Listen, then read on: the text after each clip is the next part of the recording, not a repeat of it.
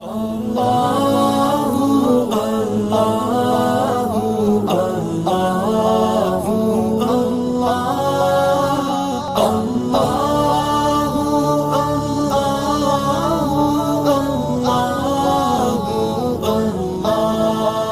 بات نہیں رہی۔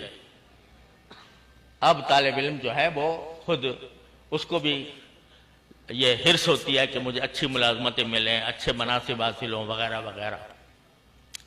تو میں نے ایک دن اپنے سارے طالب علموں کو جمع کر کے ان سے پوچھا کہ بھائی تم حال پہ دل پہ ہاتھ رکھ کے بتاؤ تمہاری بات کہیں باہر نہیں جائے گی، لیکن یہ بتاؤ کہ واقعی ایک صاحب یہ مجھ سے کہہ رہے تھے، تو کیا واقعی یہ بات ہے کہ اب ہمارا طالب علم جو ہے وہ خدمت کے لیے، دین کی خدمت کے لیے نہیں بلکہ پیسے کمانے کے لیے پڑھتا ہے؟ اگر کوئی بتائے تو مجھے ہمیں بتائے تاکہ ہم بھی سوچیں بھائی کہ ہم اپنے طلباء کے ساتھ کوئی ظلم تو نہیں کر رہے کہ وہ چاہتے ہیں کہ ہمیں پیسے کمانے کا موقع ملے اور ہم اس کو لے جا رہے ہوں کسی اور راستے پر۔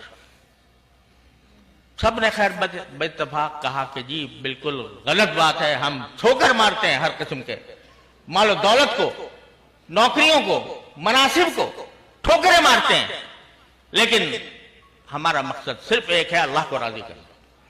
الحمدللہ سب نے، یہ تو مجمع میں ہوا، مجمع کے اندر ہو سکتا ہے کہ کچھ لوگ جو ہیں شرما شرمی کوئی بات کہہ جائیں، سوچتے ہوں کہ بھئی کیا کہیں گے تو لوگ ہمیں کیا سمجھیں گے۔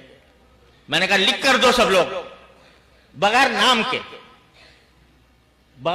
کے نام بھی نہ لکھو، تاکہ مجھے یہ نہ ہو کہ بھئی وہ شخص نے کہا تو وہ بدنام ہو جائے۔ لکھ کر دیا طلبہ نے اور کہا کہ جس شخص نے آپ سے یہ کہا ہے اس نے جھوٹ بولا ہے اور غلط کہا ہے۔ ہم بڑی سے بڑی منصبوں کو، بڑی سے بڑی دولتوں کو اپنی ٹھوکر پر رکھتے ہیں اور ہمارا مقصود سوائے اللہ کی رضا سے کچھ اور نہیں۔ تو بھائی یہ ہمیں سکھایا ہے گیا ہے پہلے دن سے کہ تم اپنے لیے نہیں دوسروں کے لیے پیدا کیے گئے ہو، تم اپنے لیے نہیں بلکہ دوسروں پر رحم کرنے کے لیے پیدا کیے گئے ہو۔ رحم کے عنوان مختلف ہوتے ہیں، تم چونکہ طالب علم ہو، دین کے طالب علم ہو، لہذا تمہارا رحم یہ ہے کہ اس دین کی روشنی کو دنیا کی آخری حدود تک پہنچاؤ۔